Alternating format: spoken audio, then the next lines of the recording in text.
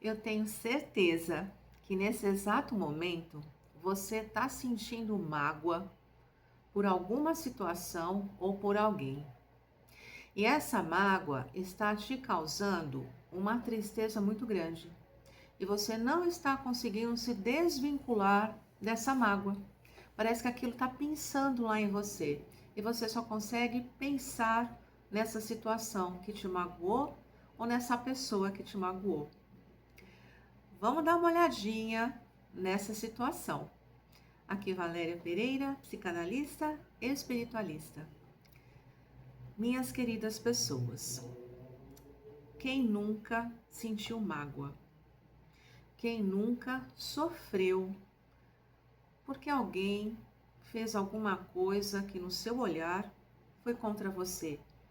Te falou alguma coisa e que você levou tanto para o lado pessoal que às vezes não era nem sobre você, era só a pessoa que não estava lá num bom dia.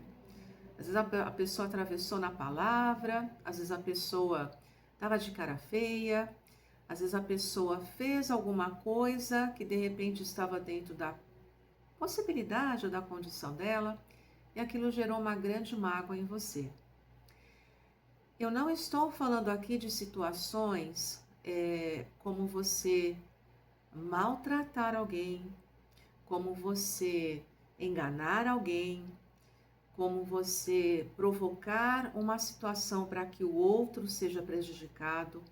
Eu estou falando das situações do dia a dia, coisas que acontecem no dia a dia, no trabalho, na família. No trabalho, um colega ali que às vezes está de cara feia, um colega que às vezes dá uma resposta um pouco mais objetiva, mais direta, uma pessoa, às vezes na família, que dá uma atravessadinha ali em algum comentário, enfim. É sobre esse tipo de situações que você acaba se magoando.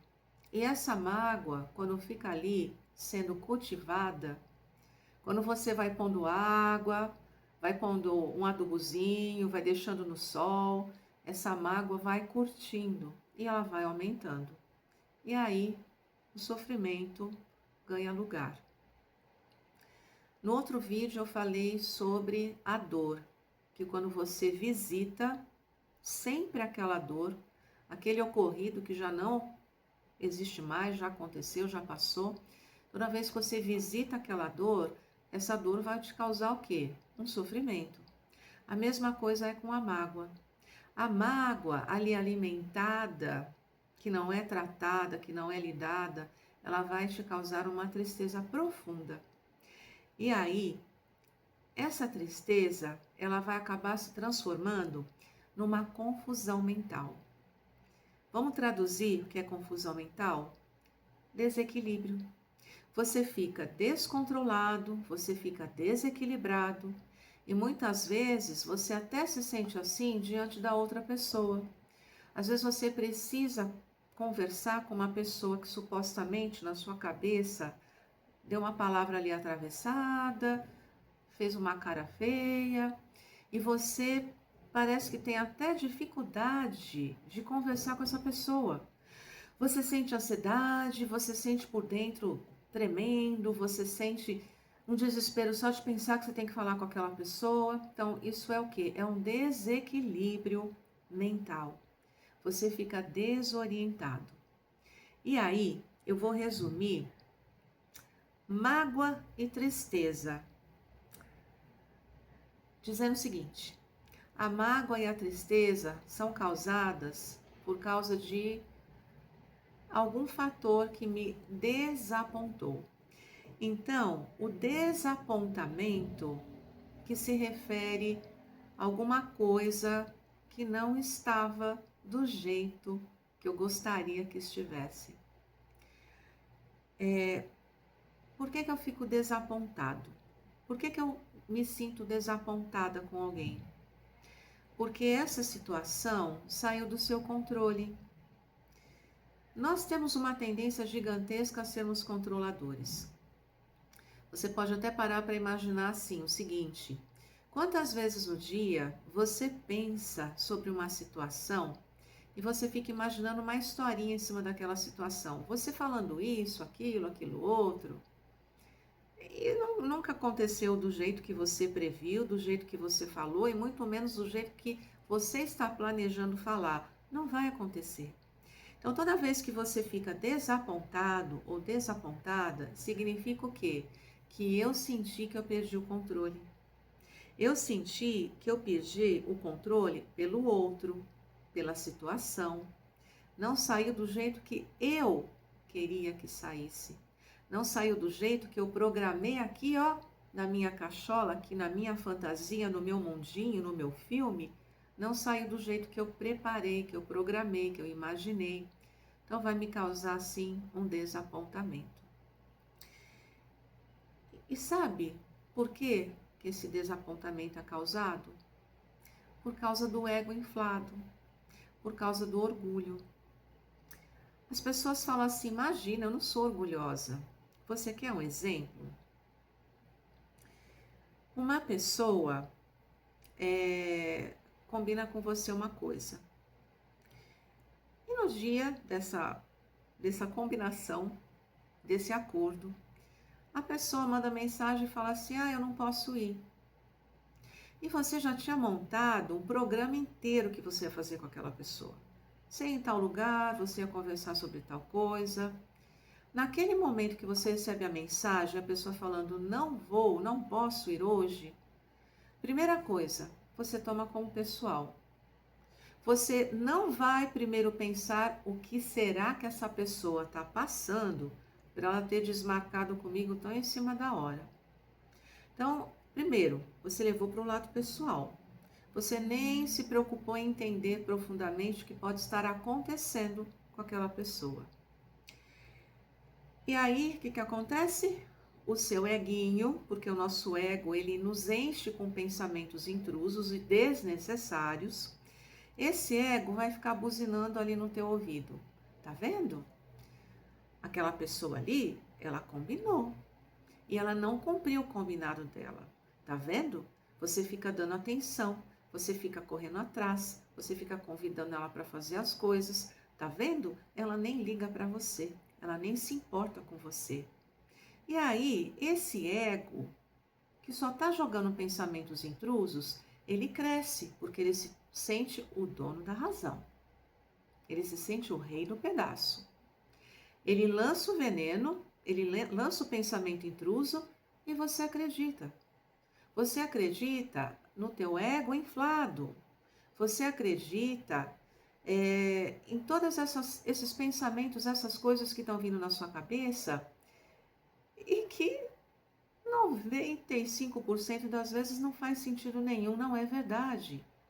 Então, quando você se coloca dessa maneira, nessa situação, de ficar muito brava com o outro, de julgar o outro, de falar mal porque ele cancelou o compromisso, é o teu orgulho que está ferido. Isso é orgulho. O orgulho usado do lado sombra. O orgulho usado do lado negativo. Aí você vai me perguntar assim, mas orgulho é orgulho? Não. Toda emoção tem um lado luz e tem um lado sombra. Qual que é o orgulho usado do lado luz? Realizei uma atividade, fiz um trabalho, fiz um report, enfim, realizei alguma coisa, fiz alguma coisa e ficou muito bem feita. Eu falo, uau, Valéria, parabéns, olha como esse trabalho que você fez ficou tão bem feito. Olha essa aula que você deu, você se preparou, como a aula ficou boa. Olha esse atendimento, você se preparou, como o atendimento ficou bom. Como o seu report ficou bom. Enfim, esse é o orgulho usado do lado luz. Você está apreciando uma coisa muito boa que você fez. Qual que é o orgulho usado do lado sombra? Viu só? Olha aquela pessoa lá. Desmarcou o combinado. Aquela pessoa me fez me preparar para sair. Aquela pessoa me fez fazer isso, fazer aquilo. Que ridículo. Quem ela pensa que ela é? Isso é orgulho ferido. Isso é o ego inflado. E aí, o que acontece? Eu me sinto aí com esse orgulho ferido, primeiramente porque eu não tenho autoestima, porque a minha estima está lá embaixo. Sabe quais são as consequências de uma baixa autoestima? Eu vou me sentir carente. A pessoa ligou mensagem falando que não ia. Ah, o senhorzinho carente já apitou lá. O egozinho carente já apitou lá na tua orelha. Eu vou me sentir como se o outro estivesse me desrespeitando. Então, olha só. Nossa, ele me desrespeitou. Porque ele combinou e não vai. Antes de você avaliar se foi desrespeitado ou não, coloca um pouco a mão na consciência e olha primeiro por que será que o outro não vem para esse encontro? Por que será que o outro combinou uma coisa e falou que não vai poder fazer? Porque esse outro também tem dores, esse outro também tem inseguranças, esse outro também tem medo, esse outro também às vezes tem baixa autoestima. Então, você percebe? Você se torna uma pessoa intolerante. Eu me torno intolerante quando eu não procuro, antes de compreender a situação, eu já julgo. Eu já vou com 10 pedras na mão e eu já lanço isso como se a minha verdade fosse verdade absoluta, sem ao menos parar para refletir e procurar entender a situação como um todo. Não com aquele impulso que bate na minha cabeça de repente e eu já acho que foi um absurdo. Eu me torno egoísta, porque uma pessoa que eu sei que gosta de mim, que tem carinho por mim, um amigo, uma amiga, às vezes namorado, namorada, às vezes alguém da família combina alguma coisa e essa pessoa por algum motivo não aparece e eu nem procuro conhecer, mais uma vez eu estou falando isso, eu não procuro nem conhecer o que está acontecendo. Eu estou sendo uma pessoa intolerante. Simples assim. E esses dias, conversando comigo mesma, eu estava pensando sobre Jesus na época lá dos fariseus. Então nós sabemos que os fariseus, eles eram extremamente cheios de preconceito, achavam que só eles estavam certos, achavam que o outro estava errado, que se não fosse do jeito deles não era verdadeiro, não valia a pena, e que se o outro aparecesse um pouco mais era motivo para destruir, porque só eles que podiam se aparecer. Então eles falavam mal, eles julgavam, eles maltratavam, eles desrespeitavam, eles foram capazes de montar ali muitos esquemas para desmoralizar a figura de Jesus Cristo. E até hoje, 2000 anos depois, nós ainda nos comportamos como fariseus, porque nós não procuramos compreender a base da situação antes de julgarmos. Nós não procuramos compreender. A gente já vai e já julga, né? Eu já vou e já jogo 10 pedras. Eu falo mal, eu julgo, eu discrimino, eu recrimino, eu sou intolerante, eu sou egoísta. Tudo porque eu estou carente. Eu estou na falta de eu mesma. Eu não estou cheia de mim. Eu estou esperando que o outro seja o meu salvador. Eu estou esperando que o outro venha me completar com aquilo que quem precisa me completar sou eu mesma. Eu fico esperando que o outro me faça o que eu preciso fazer por mim. E é claro, o outro está lá na situação dele, tentando também se preencher dele, tentando lidar com os caquinhos dele, tentando colher os caquinhos do vaso dele que quebrou. E aí vocês percebem que eu julgo, eu maltrato, eu falo mal, eu discrimino, eu recrimino. E estou repetindo tudo isso aqui para ficar muito de uma boa compreensão. Que o que eu faço quando o outro não me dá o que eu quero, não tem a ver com o outro, tem a ver comigo. Eu vou repetir. Quando eu julgo, maltrato, tenho preconceito, falo mal, discrimino, recrimino. Eu estou fazendo isso porque eu estou esperando que o outro me dê aquilo que eu não estou me dando. Porque se eu estiver me dando a atenção, se eu estou sendo compreensiva comigo, se eu estou sendo tolerante com os meus erros, se eu me respeito, se eu não sou egoísta para comigo, se eu não me maltrato, se eu não me culpo, se eu não me julgo, se eu não me arrependo, no sentido, né, deveria ter feito aquilo. O que vai acontecer? Se eu não estou me enchendo dessas coisas, eu vou ficar vazia, eu vou ficar carente. Aí eu vou ficar sempre esperando que o outro venha completar o meu copo que está vazio. E o outro nunca vai fazer isso. Ele não tem esse poder. Ele também está tentando encher o copo dele. Dicas para você trabalhar o seu orgulho, o seu ego inflado. Me senti mal, me senti desconfortável com o tratamento que o outro me deu. Deixa eu investigar. Deixa eu investigar antes de tirar conclusões precipitadas, que podem até me machucar mais ainda se não forem verdadeiras. Deixa eu investigar. Por que essa pessoa fez isso? Que momento a pessoa está vivendo? Que situação a pessoa está vivendo? Porque, minhas pessoas queridas, amanhã pode ser eu nessa situação. Amanhã eu posso combinar uma coisa com alguém, acordar uma coisa com alguém e não cumprir, porque sou eu que vou estar passando por uma situação que não está me permitindo fazer naquele momento que eu havia concordado em fazer. Percebem que o que acontece com o outro acontece comigo também. Então vamos voltar lá para a dica, tá? Você precisa se dar o que você gostaria que o outro te desse. Se eu quero que o outro me dê atenção, eu preciso me dar atenção. Se eu quero que o outro seja legal comigo, eu preciso ser legal com esse outro. Eu preciso me validar.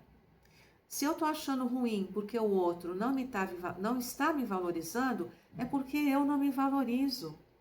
Se eu estou esperando a validação do outro para ser feliz na vida, significa que eu não estou me validando. Eu preciso ser compreensiva comigo, compreensiva com os erros que eu cometo, para procurar não cometê-los novamente, adquirir uma maturidade dentro dos erros que eu cometo. Culpa não vai resolver a situação. Você cometeu um erro, se arrependeu, então dali para frente eu vou fazer o quê? Vou procurar não agir mais dessa maneira, porque eu sei que se eu ajo, eu vou ficar mal depois. Preenchimento. Eu fico esperando que o outro me preencha. Por que eu espero que o outro me preencha? Porque eu não me preencho. Então, vocês percebem que eu preciso me preencher. Eu preciso me conhecer. Eu preciso me entender. Eu preciso saber quem eu sou. Porque senão eu vou ficar o tempo todo esperando que o outro venha me trazer essas coisas que eu mesma tenho que me fornecer. E esse outro nunca vai trazer na proporção que eu estou querendo. Ninguém tem esse poder, além de eu mesma para comigo. Então vocês percebem a raiz da mágoa que vai gerar tristeza? É tudo isso aí que eu destrinchei para vocês. Então, minhas queridas pessoas, primeiro ponto importante: não leve nada para o lado pessoal. Investigue, procure entender o outro, mas procure se entender. Se preencha, se compreenda, se valide. Senão você nunca vai ser feliz, porque você vai estar sempre esperando que o outro encha o seu copo. E o meu copo, quem tem que encher sou eu. É minha responsabilidade. Eu desejo que vocês pensem sobre esses pontos. Desejo que faça sentido de alguma maneira para você. Eu desejo que você possa começar a encher o seu copo de você para você. Um beijo no seu coração.